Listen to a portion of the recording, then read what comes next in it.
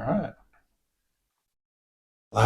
Live, episode 2. Episode 2, Ready, 2.5, action. 2.5. 2.5. All right. That's good. It's practice. Practice runs. It's all about reps. Remember we talked about last time? Yes. Got to get some reps. Look. Welcome to another episode of Two Old Goats. I'm Tom Watser, and this is Richard Berry. all right. So we're gonna do something a little different today. After all the other episodes of looking at books, we're gonna do just a topic today. All right. Get a little crazy, get a little hairy. Richard's gonna do something feminine and do mind mapping. Maybe. And I'm going to do a more masculine in order, on our goals. Okay. So, Let's have it. our topic today is the word heaven. Okay. What are your thoughts, feelings, emotions? It's a nice word if it's just a word. You seem to have something in mind. Well, as you know, it's a lot of there's a lot of questions out there. I get a lot of questions from friends, family, neighbors, cousins, strangers, people I work with, spiritually, professionally, whatever it may be. They ask me what my thoughts are on heaven, and I can only base the definition of heaven on my experience with it, right? But the way my mind works is I like to look at the definition in Webster Dictionary. Okay. What the definition is in religious books, the Bible, the Quran, whatever it may be. Okay. So some of the things I pulled up, Out of date shit. the stuff they're still using, yes. So here it says heaven. This is for Christianity, most religions. Means a place where you go when you die. It is where God is, the afterlife, right? That's just by definition of the Christians. Some other Bibles. Okay. Right. Well, they partially got it right. Okay. Now I looked at the origin of the word heaven, and it means the presence or dwelling of the higher power. Now you're talking. Okay, so that's what I know is the presence and the dwelling of the higher power. Now, if you notice, I didn't say God, Right. because God is another word. Right. I just said the presence and the dwelling of a higher power. Right. I understand. So, Spirit. what are Higher you, spirit. Whatever you see as that. right? Well, the terminology. I mean, you could say God, you can say Allah, you can say whatever you want to Right. call it, right? If we're talking about the Hebrew meaning, then we're looking at the word Yahweh. Right. And, from what I've seen with the word Yahweh, it literally means I am that I am. Right. Right? Well, if we take it, straight from his mouth to Moses, who shall I say sent this? I am that I am. right. So that kind of narrows it down. I think God is a job description. It We've is. talked about that before. I don't think it's as much the name. It's what we use. It's what everybody uses. So I guess it's taken on that meaning. But if you go back to what's in the Bible, there, I don't think that's it. I agree. I mean, if you look at the history of the word God, it came in the 6th century, right? During the Jeremic period. And it was when the English Christians went into the area of Germany, of what today is Germany, where they had the Norse gods. They had Thor, right? And it was from a word called Guden. That's their word for God, right? Which by definition for them means literally to exalt or to lift up, right? Yeah. And by that definition, that makes a little bit more sense to me, because if heaven is in the dwelling of your higher power, it's not of this world. And when I say this world, I'm talking about the human existence. It's of the spiritual world. Okay, You know what I'm saying? I understand. Do you agree or disagree? Let's go at it. Talk to me. No, I think there's more to it. It's funny you use that. What was that word you used? Guten? What is that? Guden, Guden or an, something like What that. does it mean? It means to invoke or to rise above. Or I'm sorry, invoke or to call a power. My grandfather's best friend was an old German dude named Vernon Gersterman. That's German. Yeah, he was a mechanic. Yeah. And anyway, I used to help him a lot of stuff around the house. And that's what he would always, when we were tightening stuff, he would say, get it gluten tight. Oh yeah, I like that. I don't know if that came from the Bible or anyway. Um, I don't know. A lot of people say, oh, it's a place you go when you die and stuff like that. And I'm sure that's part of it. I mean, the fact of the matter is we have no idea what it is. I think we focus too much on death a lot of times. But I think it's what we experience here and that we can experience it here and now. See, that's what you said something that I disagree with. You said we don't know. Mhm. I believe because I remember it wasn't too long ago you said that in every man, woman, and child, right? How does that end? Is it That the basic idea. basic idea of God? Right. I don't. When you say that, I don't know what heaven really is. I don't believe that. I truly believe deep down inside of us, if you can pull out the calamity, if you can pull out all the bullshit that we've been fed, Right. and that we eat ourselves, right? Mm-hmm. I believe heaven is there. We know it. I mean, I don't think that when we remove ourselves from this human existence, we're going to go to heaven and go, shit, I never knew it was this. Right. I think when we get there, we're going to go, shit, it's exactly what it is. Right. I knew it the whole time. Yeah, I agree. Right? Because I do agree with you on that second part that you said that it's right here, right now. Right. I believe we're experiencing it at any time, which means if we rise above, right? Correct. Then we can enter in that realm. I understand. But, what I mean is when I say we don't know is I mean scientifically we can't prove it. Humanly. Okay.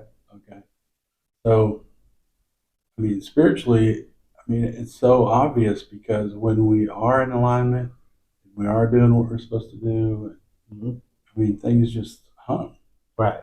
So, to me, heaven it has to be here and now. I think the only time or place you can experience it is here and now. And I think it happens when, we're in alignment, and usually when we're helping someone else or we're doing, something out of just pure joy of, and like archery, you're intensely focused on delivering an arrow, and just focusing on that target. And when when you draw that thing back and you're aiming, I'm not thinking about anything else. That's it. And I think that's when you're getting to experiencing heaven. Right. I agree. I think if you go by pure definition, just looking at, so if heaven is where God is, Right. where Yahweh is, where Allah is, right? The power. Mm-hmm. And the name of that power is I am the I am. Mm-hmm. If you look at just in that name, it's the presence, right? It's right here, right now. Right. It's not I was. Mm-hmm. It's not I will be. Right. It is I am. Right. So if you can line yourself up with now, there it is. Right. Right? Then we got to go in because you can be in the moment, but that doesn't necessarily mean that you're in line with what you're supposed to be doing. Right. Okay? You can be offline Well, and still be in the moment. We have self-will. There you go. Yeah. So we can be in the moment, but off track. Oh yeah, you can be scared as hell and miserable and But then watch all your shit going down. but that's not where the higher power is. No, That's well, where we blame it on him sometimes. right. That's where the other word is. Right. Right. The fear. Yeah. Right. I think So, so. you're still in the moment, but you're not doing the other Yeah. part.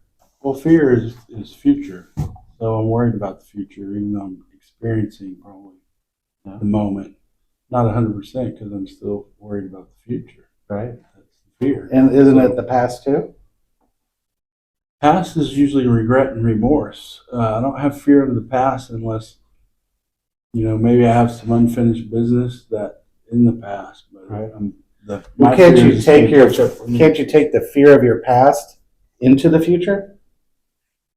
I mean, that's Fear where of the past. yeah. Meaning that's where anxiety comes from. Okay. This has happened to me in the past, and I'm fearful of that, Okay. and I'm living in the past in the future. That's why I won't go outside. That's why I won't trust somebody. Right. That's why I won't love somebody Right. because I'm fearful of that happening to me again. So then, but I understand. I mean, it's all semantics at that point, right? They're Yeah. all cousins and aunts and uncles of the word fear. Right. I agree. So it's one and the same because at the end of the day, it's not love, Right. right? It's not where you are. It's not the I am, Mhm. right? It was the I was and the I will be. Right. Most of that comes from ego. What our ego wants, and we're afraid we're not going to be here yet. Yeah. That's all that. 100%. I agree. I agree. Now you're talking about the ego, though. The ego to me is one of those things that was given to us to protect us Mm-hmm. initially. Mm-hmm. Talking about from the beginning of humans, Mhm. right? The ego is what gets us to have sex so we can have children, population, right? Community, right? It keeps us safe, Mm-hmm. right? And to be honest with you, you got to have a little bit of confidence to have friends. Right. You got the social, Right. right? So the three S's. Right. I think the ego is part of that. Now, what we do with it after that, twisting it up that we need more sex and we force sex, right? Mm-hmm. Or that we manipulate social situations and we fuck it up there, right? Mm-hmm. The same thing with the security. I want more. I need more. Mhm. So the ego gets twisted. But initially, the ego is there to help us. Mm-hmm. It almost gives us a sense of power, a sense of righteousness, I guess, to a certain extent. Mm-hmm. Does that make sense? It does.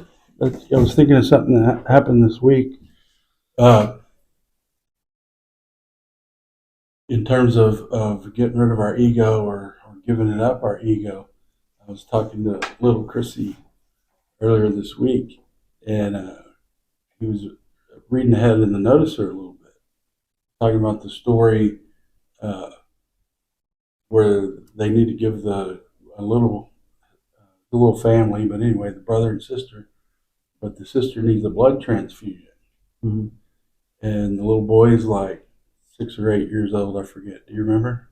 That's from Sacred Way. Oh, Sacred Way? Okay. It's a story from all Okay, yeah. Sorry, I got it mixed up. I'm reading a lot of stuff at one time. But so anyway, they asked the little boy. He's the only one that can do it, and they told it'll save her sister's life and stuff like that. He kind of gets a little somber and says, "Okay, I'll do it." Mm-hmm. Well, then whenever they go to hook him up to do the blood transfusion, I think he asked, "What did he ask the doctor?" the blood was going out of his body and he started getting white. He asked if it was going to hurt when he died. Yeah. Yeah, so the point is, he thought they were going to take all of his blood. Mm-hmm. So he was going to be dead instead of just what the procedure is. So, the Bible tells us that if we want to get closer to heaven, we want to get closer to God, we got to be more. Mm-hmm. A lot of times we think of, well, what does that mean or what does that look like? That's what that looks like. Okay. It's not just the little simple stuff. It's the child that's naive but yet loving enough to do what's right. I think that comes the younger, the more childlike people are, and especially the kids. Kind of like they have a fresh dose of that spirit in them because they just got here. You know what I mean? I do. Well, it's giving of yourself, Yeah, right? The kids, they don't own anything. yeah, They're like they're willing to do anything. Like one of the greatest examples of that childlike is they don't have the fear, right. right? They don't know what fear is yet. Mm-hmm. You know, you can say they'll be on the edge of the couch and you're like, jump to me. Without question, they jump. Mm-hmm. You know, Mm-hmm. it's until I stop grabbing them and catching them where the fear starts setting in, you know? And laughing. Yes, because it's funny, Okay, I understand. right? Which giving of yourself, getting back into the heaven part, right? I mean, we can't have this talk without Jesus because you were just talking about Jesus, Right. about the way to get into heaven is being childlike. He's literally talking about giving of yourself. He's open-minded and willing. Right. That's what we're talking about. Mm-hmm. Which you look at the word of Jesus, right, or the name Jesus. That's not his name. That also was transformed over the years. Initially, it was Yahshua, right, which literally translates in Hebrew to Savior or salvation, right? So the Savior or salvation, that literally is explaining to you, this is how you get into heaven. Here's the example, Mm-hmm. right? Save yourself. Here's how you do it.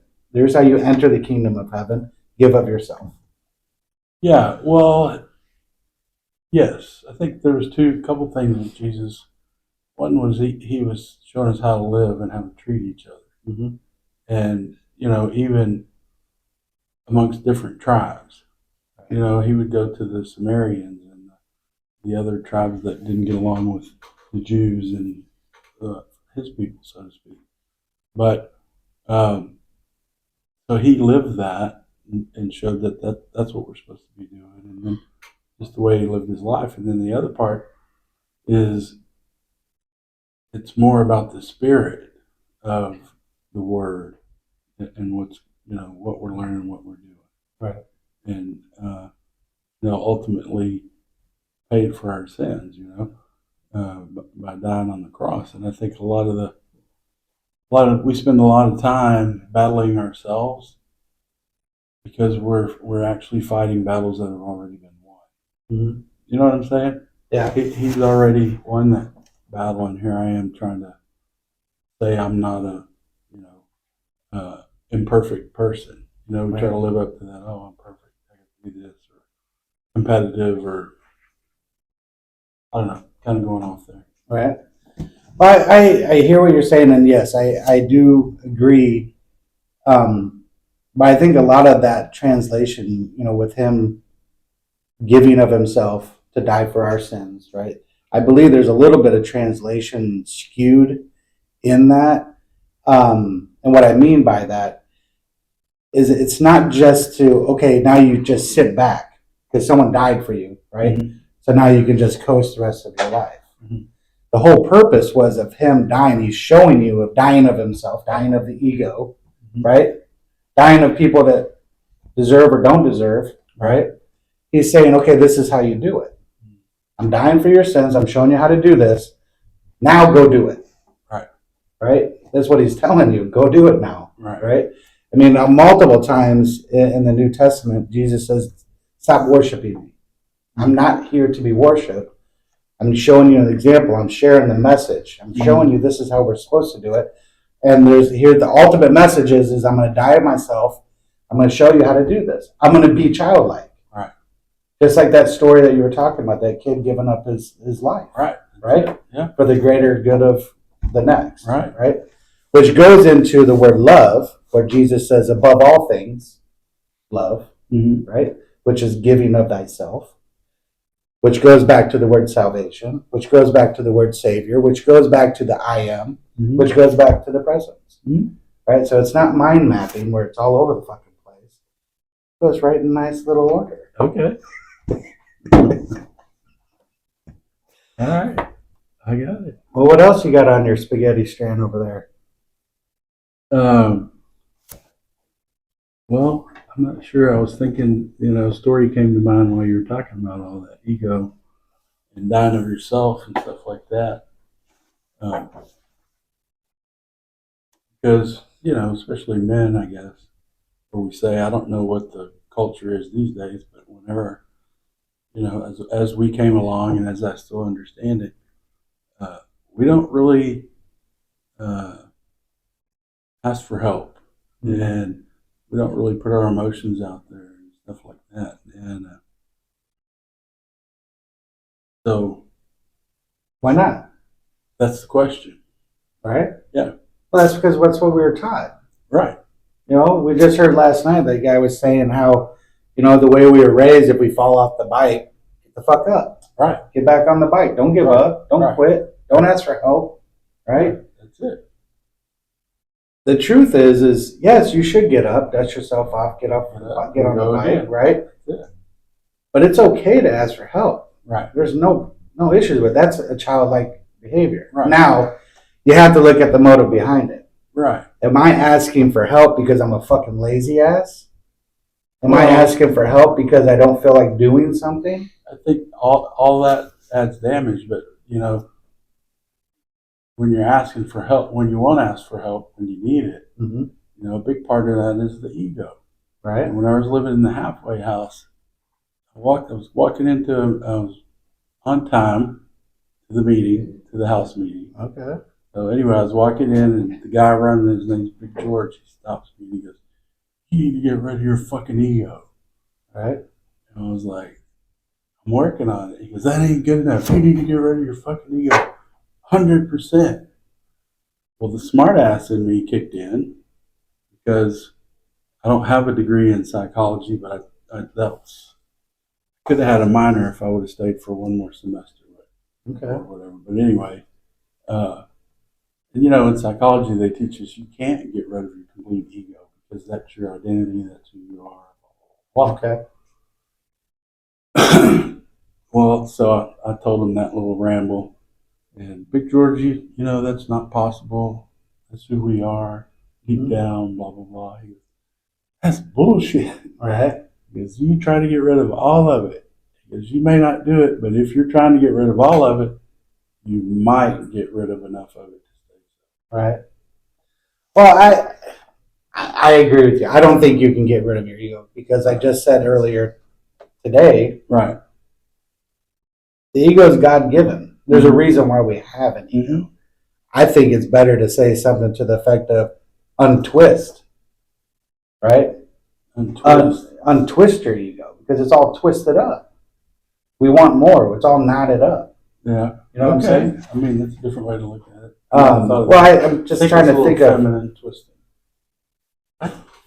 I'm just. Oh, that's bending Oh, is feminine. Okay. Twisting. So it's just, I don't think you can get rid of your ego. I think the ego's there for it, but I just think you need to use it in the right form. Right? I'm talking about going back to entering in the realm of heaven is the rising above, right? Well, I can't rise above if I have a twisted ego because I think I need more sex, or I think I need more toys, or I think I need more money, or I think I need to fuck that person over there and steal their shit. Yeah, no, that's your commitment to worldly things. Right. That's a different higher power. Right, and that's where we go to the realms of this earth, right? Which our spirit, you were talking about. I remember my first year of sobriety. You had shared with me that we're not human beings seeking spiritual experiences. What we truly are is spiritual beings having a human experience. Right. Right. Oh yeah. So I'm not saying that this earth is bad. We're supposed to experience and we're supposed to enjoy it. Right. We're supposed to enjoy this. Yeah. And well, that's what Jesus said. I came so that they may have an abundance, more life and have it more abundantly. Right. Absolutely. We're supposed to do that. Enjoy it. We're supposed to have and feel emotions and experience love and hate. And we're supposed to experience that stuff. Right. But I think where the thing gets lost is, for us to experience those things, we have to do things. Right. It's not just given to us because we're walking down the street. Right. Yeah, we'll get some experiences that way, but it won't be pleasant. Right. But what I'm saying is to get to our experience some of the things you're talking about. There's some work involved. Right. You know, it's like the third step prayer. We're asking for things, but everything we ask for, we're promising something. And I think that's where we are with that. You know, people need to understand, yeah, God wants us to be happy and, you know, fruitful, right, etc. But there's a responsibility that comes along with that. You know, and we're supposed to demonstrate. That's part of it. So what are we demonstrating? Are we demonstrating His will, His image, or ours, or what we think it should be? Right. But that goes into, if you look at, you know, if we're supposed to emulate our higher power because that's where we came from. And our higher power, we know, doesn't take, it only gives of Right. itself. Right. Right. I look at, you know, I wrote down over here, we're talking about the difference between the spirit and human, right? Mm-hmm. The spirit is constantly giving of itself. And, you know, you can look at the human or the earth part, right, of this world. And people would say, well, that means, you know, the earth is taking. I go, well, you can't really take if you already own it, right? So, and what I mean by that is if you look at the composition of the earth, right, the amount of water, the amount of gold, the amount of magnesium, right? Right. It's almost, and I'm not a scientist, but from what I've read, What? I know but it's almost exactly the same composition of our body, Mm-hmm. right? So when we die of this flesh, it goes back to the owner, Mm-hmm. which is of this earth, Right. right? Just like in the Bible it says, dust to dust, ash to ash, right? 100%. So why are we getting all crazy about this world? It's not our world. We're here for the ride. Right. We're here to experience this stuff. Yeah. And going back to, you know, Jesus being the example, right?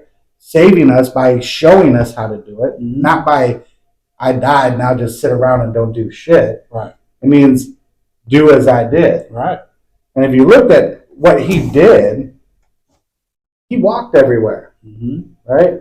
He met other tribes like you were talking about. He hung out with the people that needed things, right? And asked for help, and that's what he did. Right. So why aren't we doing that? Right? Yeah. Why aren't we doing that? I mean, I hear people talking about it all the time about, oh yeah, we should. I don't see it. Right. You know, I'm not seeing it as often, right? Mm-hmm. I'm not saying that our world is going to shit in a handbag or anything. You know, Okay. do you think it is? I think every generation thinks that. Yeah. I think ours is definitely changing, and you know, I'm not one of those people that think, oh, you know, schools. It's not like when I went to school. Well, it better not be like when I went to school because the world these kids are going to be living in is nothing like the world we've been in. Right. So, you know, ultimately, I think it's going to go where it's going to go, up and down. I think things that we think, like, you know, world superpowers and all that, I think all that's changing. I don't know what it's going to be, you know, who knows? Really, all we can do is live where we are and you know, do what we're supposed to do. And Right. all that. And that's where we go back to the ego part, Right? right? You hear the shit on the news, social media, next door neighbors all worked up, all that shit. Our egos are all twisted because we're taking it personal. Right. But that's not of us, right? Again, Right. we have to separate the human existence from the spiritual existence. Right. That's where we get things all jacked up. Mm-hmm.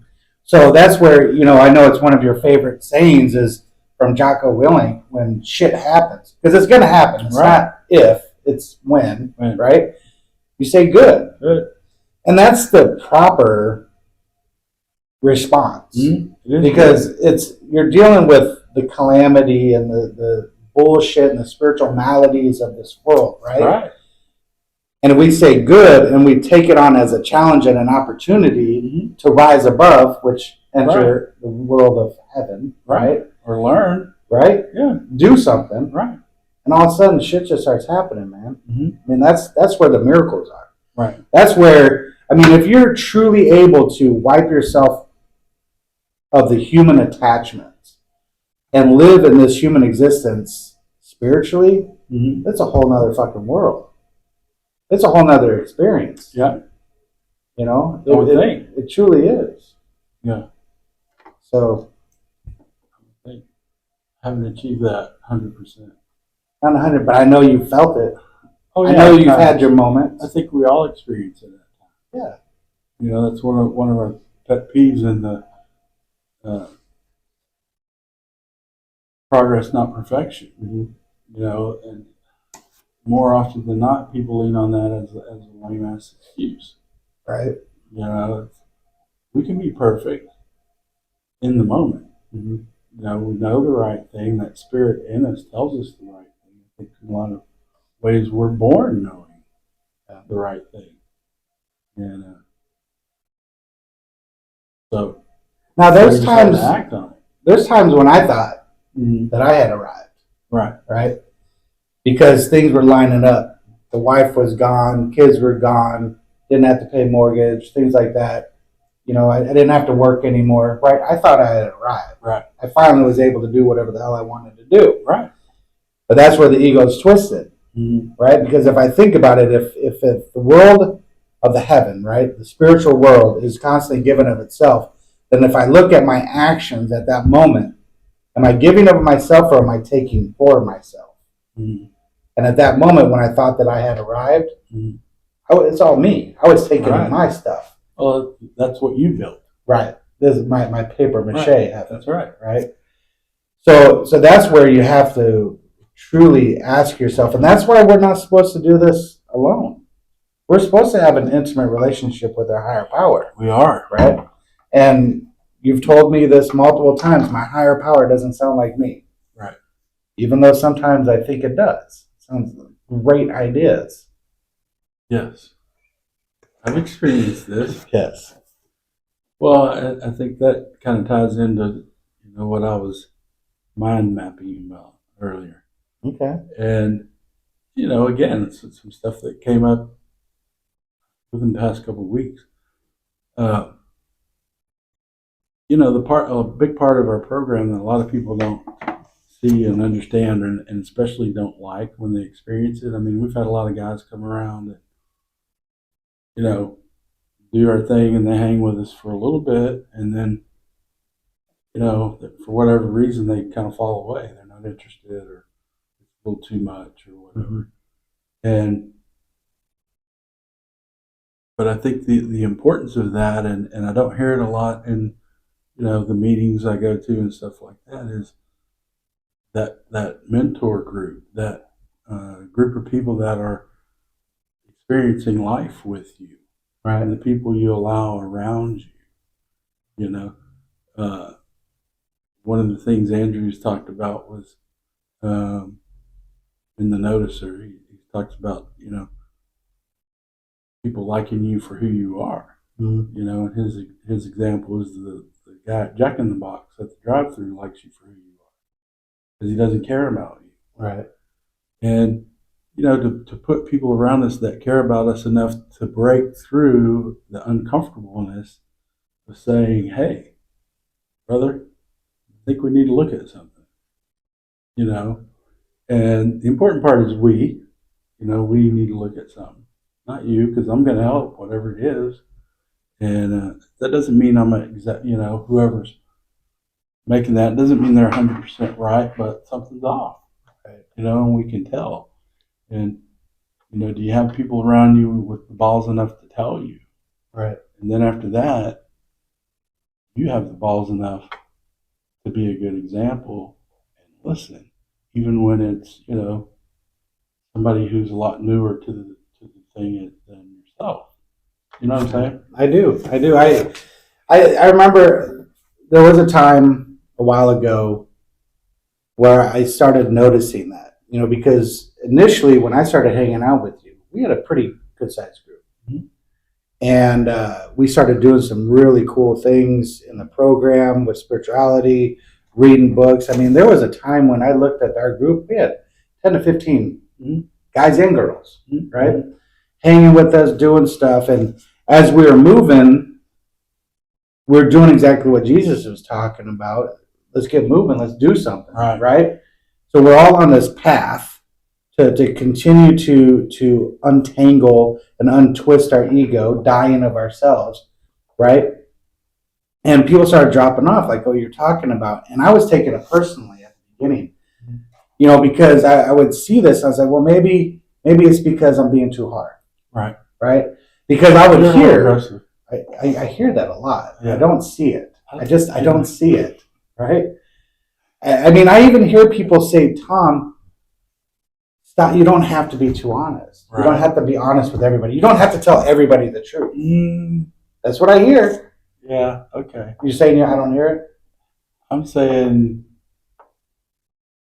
not unsolicited, but if somebody needs some help, sometimes telling people the truth is the best help you can give. I agree, but I hear that. You don't need to tell me the truth. You don't need to always be honest about that stuff, right? So then I started thinking, well, maybe I need to sugarcoat things, right? But then I remember going back to Jesus, the Savior, the salvation, the example. Never, ever, ever did I ever see anywhere in there Jesus goes, follow me. Oh, wait, you don't want to go? Well, I'll just sit here and wait for you then. Right. I'm going to pat you on your butt a little bit. No. It's my favorite saying, my favorite translation, where he says, you want to come with me? Well, let's go. Right? Yeah. My favorite translation goes into follow me or fuck off. Yeah. Right? Right. I understand. And I've heard it before. I mean, I just had a situation where a person I've been working with didn't want to follow anymore. Right. And blame me because I'm too hard. Yeah. I'm too aggressive. I understand. I still don't see the aggressiveness. Yeah. I'm a very loving person. I understand. And people like me. I think they do. Yeah. Right? Some of the sickest people. I'm thinking of some of the people that have asked for your help. Well, so I agree. I can see some aggressiveness once in a while. But I'm the asshole that you're going to want to call when your ass is on fire. That's right. I'm the dude that will go into the fire with you. Right. So you can have a sissy, a mentor that will pat you on your ass. But when shit hits the fan, you're going to want to call me. Right. I'm the dude that will go shoulder to shoulder with you into the storm. Right. Like a buffalo. Like a buffa fucking low. Right.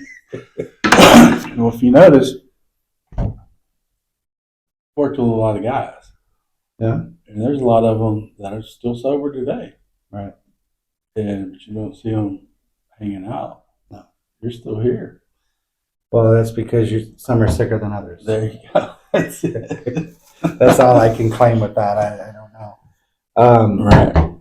But I believe, I'm still doing this. I'm still seeking heaven consistently. I'm not saying that I get there every day, every moment.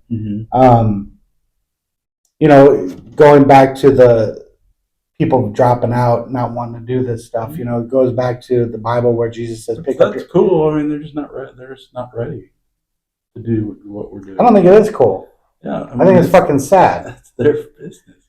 Right? Yeah. But if you go back to what Jesus says, pick up your mat and let's go. You just said, follow me or fuck off. And but I'm still sad. Jesus still had tears when people were dying. I mean, when he said fuck off, he meant I love you. He meant it in the most loving way. Well, that's what that means. Right. Fuck off means I love you. It means I love you. Yeah. You're cool where it's you are. The spiritual thumbs up. I'm going to talk shit about you in the next town. I will, too. I will talk some shit. This video when Jesus said fuck off. Right. Follow me or fuck off. Right? Jesus said follow me or fuck off. But going back to Jesus saying, pick up your mat and let's go. Right? They don't... This is what I think, because this is what I struggle with. So I'm only talking about, I can't exactly say that this is why they did this, but the reason why I don't follow through with my spirituality 100% is because there are things in my life that I'm really comfortable with. Mm-hmm. That mat, I fucking pull it out once in a while, lay back on it because it's fucking nice and cuddly. Mm-hmm. You know what I'm saying? Mm-hmm. Mm-hmm. I bet you fucking do. Anyways, Well, you know what I'm talking about. So the mat's okay. It Yeah. says pick up your mat. You can take your mat. Yeah. But just fucking take it somewhere else. Right. Take it out of, the environment that you're living in that's causing you to be sick. Okay. That's where he's going with that. You're relieved of these obsessions or mental problems, whatever, or even physical problems. But you can't stay here where that happened. You got to go somewhere else. So could the mat be your ego? Well, it could Grab be. your ego and let's get out of here because it ain't Could working be, here. Childlike, they have their whoopies. Right. So I don't know. Well, I think it just has to do with that ego, right? I have identity. You were talking about that. Yeah. But that's where you have to dive yourself because if you look at simplistic form of the ego, and if anything that takes me off of the line of the will of my higher power, which is to give of itself, Mm-hmm. right? The way I eat, the way I drink, the way I speak, the way I exercise, the way I read, the way I work with others, whatever it is, right? Mm-hmm. If it's twisted at any point in time, knot it up at any point in time because it's like, well, what am I going to get out of this? Right. Right? Well, I don't want to lose that. That's mine. Right? Immediately, I'm no longer living in love. I'm now living in fear. Yeah, because you're stuck back to self. Right? Mm-hmm. I'm thinking I'm losing something I think belongs to me, or I'm not getting something I think I fucking deserve. Like respect. Mm-hmm. I get no respect. All right. A little Rodney Dangerfield there. All right. For you youngsters out there. Very little. Okay. So we're to dive ourselves, and that's the untwisting of the ego. It's the getting back in line with the will of the power of the higher power, which is giving of itself, right? Mm-hmm. That's where the true heaven is that I see, right? Mm-hmm. That based off of what we're talking about here is rising up in the realm of this world, all the calamities, all the bullshit, all the things that we can attach ourselves to and grab a hold of. We're not supposed to do that. We're supposed to let that shit go and keep going. Right. Right? Okay. Experience it and go. Right? Right. Okay. So yeah, that's a good sermon. Yeah. Heaven, yeah, whatever. So look at my notes here, see if there's anything else. You got anything on your spider webbing? I mean your mind mapping? No, I did such a good job. We covered it all. Did we? Process. Literally. Yeah, Wow. pretty much.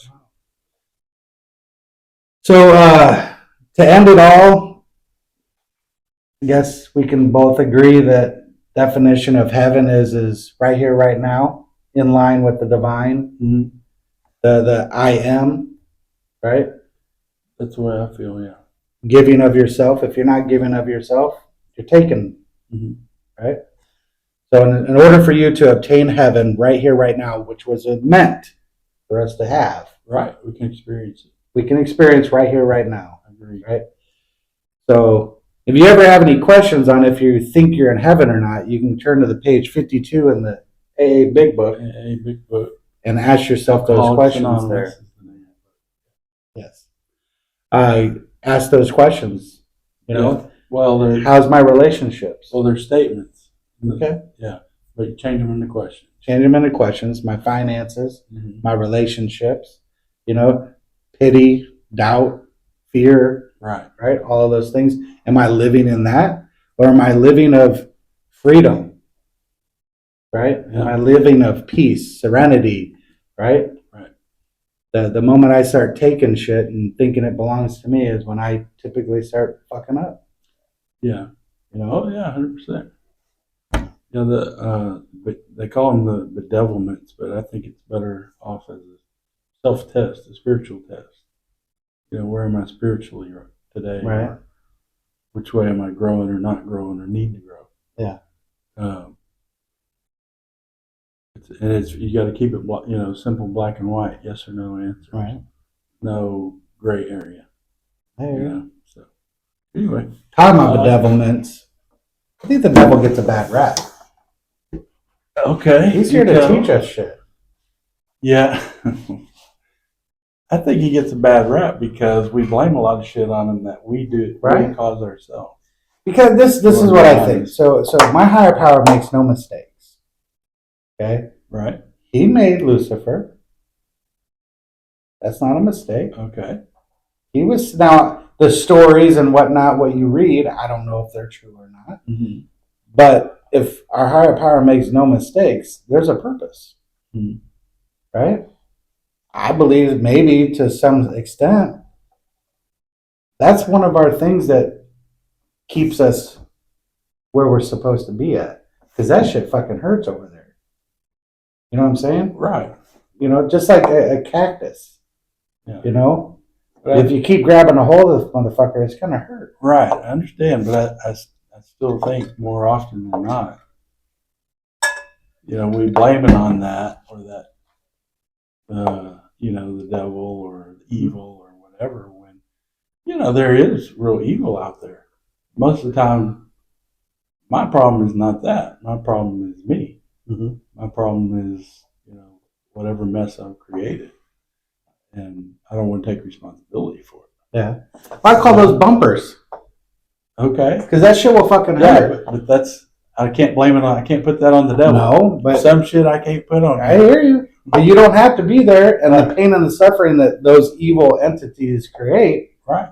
they're bumpers to get your ass back over here. Yeah. Well, to me, the bumpers are the natural consequences of my actions.